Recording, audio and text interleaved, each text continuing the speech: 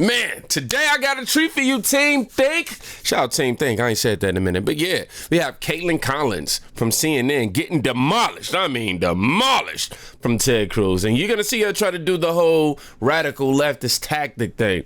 Try to interrupt you, interject, and every time you get ready to make a point, try to fire off so many quick questions and all that so you can negate the point that he's trying to make. But oh my God, he was surgical with this. Check this out. You were the first senator to object to the votes. Mm-hmm. In 2024, will you certify the election results? Do you plan to object, or will you accept the results regardless of who wins the election? What do you plan to? Kaitlan, I got to say, I think that's actually a ridiculous question. It's a yes or no question, though. No, it's not. Let me explain why it's a ridiculous question. It's not a question. You've ever asked a Democrat that?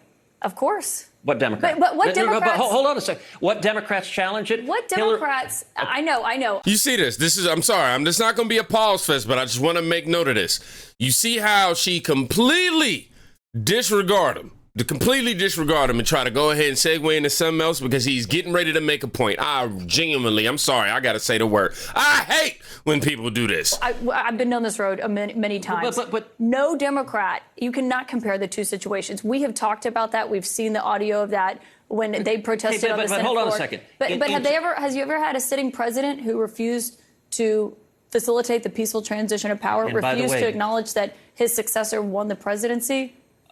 So, A, we did have a peaceful transfer of power. I was there on January 20th. I was there on the swearing in. Barely. B, if you look at in 2000, Democrats went to the Senate, or 2001, Democrats went to the Senate floor and objected to George W. Bush. In 2004, they went and objected. And what did the president do? In 2016, Democrats went and objected to Donald Trump. And so...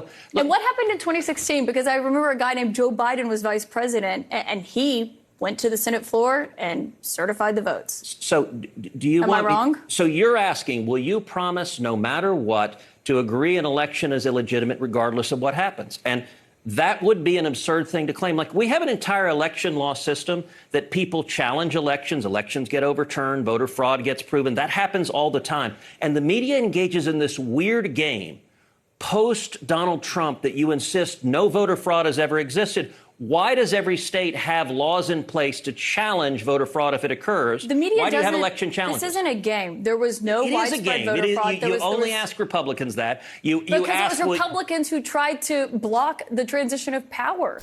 You have to acknowledge that. So we've never seen it on a scale of what happened in 2020, and we've never seen the president refuse. Ted. He wouldn't even let Joe Biden get classified briefings at the beginning. I recall that. So my question for you again. Y'all see that smirk? He like, you asking for it. Free and fair election. Will you accept the results regardless of who wins?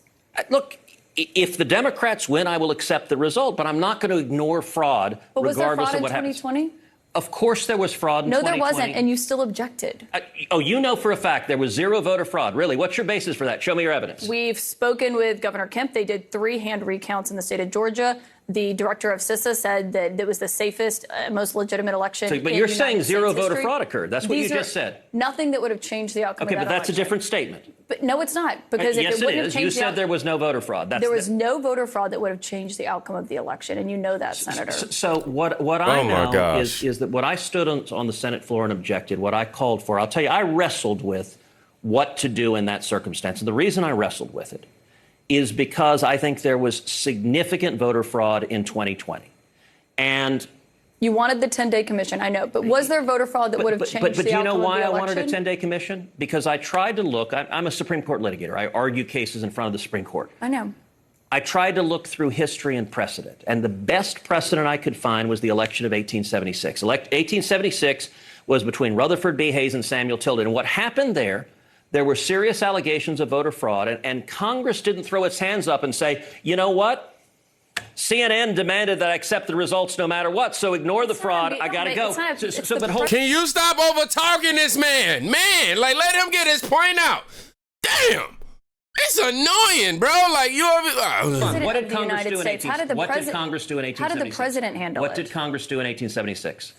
Senator, I have to know, you can't answer yes or no to this question. I'm asking a question. What did Congress do in 1876? You can't answer yes or no to this question. And Republicans... Can you answer my question? Why are you refusing to answer my question? I'm conducting the interview with all due respect, Senator. And let me ask you, It's Republicans have twisted themselves in knots. It's just a yes or no question. I'm not twisting myself. I'm answering your question. You just don't like my answer. And what's your answer? Is it yes or is it no? So in 1876, what Congress did is it appointed an election commission. It consisted of 15 people, 5 House members, 5 senators, 5 Supreme Court justices. The election commission was charged with studying the evidence and making a determination of what voter fraud occurred, and that determined the winner.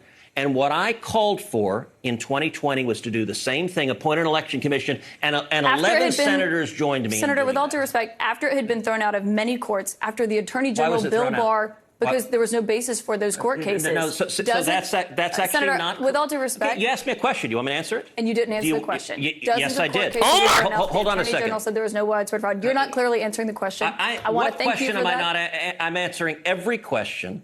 I think the country would have been a lot better off with a determination of what evidence of voter fraud there was that occurred, and instead the media didn't want to hear it and insists voter fraud never occurs. You ought to go back and look at the Carter Baker Commission. It was the Attorney General, and my question was about it was the media. It was CNN that relentlessly pushed that propaganda. And by the way, never holds. That there was no widespread fraud in the election? That voter fraud doesn't exist, and anyone who says it does is wearing a tinfoil hat. That is propaganda. And by the way, you never asked Hillary Clinton this. You never asked Stacey Abrams this. You never asked Al Gore this. With all due respect, and every Senator, one of them said the Republicans who won were illegitimate. I haven't had any of them on my show. We'll talk to them. But I don't remember there being a president who was refusing to turn over the transition of power and facilitate in it. He didn't either. My question was about 2024. You did not answer. Let me say a final point Senator Ted for you. Cruz, You we're said out of they time. haven't come. Thank you very much, Senator Ted Cruz. My opponent, Colin Allred, hasn't either. He ought to come to your show. Senator Ted Cruz, no answer to that question. Thank you very much. I'm sorry, bro. I'm sorry. All I want to say is, lady, shut the fuck up. You piss me off so... You know what? No. I feel sorry for your husband. I do. I'm sorry. And anybody in your vicinity that got to deal with that type of bullshit, do you not realize how entitled and dumb you sound? Literally. Over there trying to make it seem like you're over there just really winning this argument and analyzing everything. But you're being cut off at every turn. He's answering the question and you don't want to accept the freaking answer. The man literally said, yo, that's a dumb question. But I'll give you the answer. He gave you the example and everything, but you just didn't like it. You just didn't like it. How are you going to sit there and legit ask somebody, are you going to accept the election results that, taking place this year, regardless of how it turns out? It's like, what? Hold up, wait, regardless of how it turns out. So you saying that if there is fraud found, I still have to accept the outcome, regardless if there was foul play? No, that's a dumb question. Seriously, want to talk about the peaceful transfer of power? Ain't he president? Y'all want to talk about, if I was Ted, I would have brought up Obama and the collusion ASAP. She wouldn't have had nothing. Well, she would have had something to say about that. If Trump was to win, the Dems would be all, yo, we need to make sure we track this. We need to check the results again, yada, yada, like they actually already did. But if Trump loses, it's, oh, Trump, you trying to challenge this election. Oh, you're lying. You're just trying to stir up controversy. All of this is baseless. The contradiction. And I went and looked up a little bit of the case that Cruz was talking about. And y'all, listen to this. The man who won the most votes and probably the most delegates was intentionally not declared the winner. There was some sort of agreement that it would go to his opponent. At the end of the day, it's okay to have different ideologies. It's not okay to have subjective ideologies to objective facts, though. I will say that. But it's crazy how she just will not sit here and let this man finish his sentence. Why do y'all think that this tends to happen from legacy media all the time? Why do y'all think that they interrupt people like a Ted Cruz, somebody who's not on their radical side of things?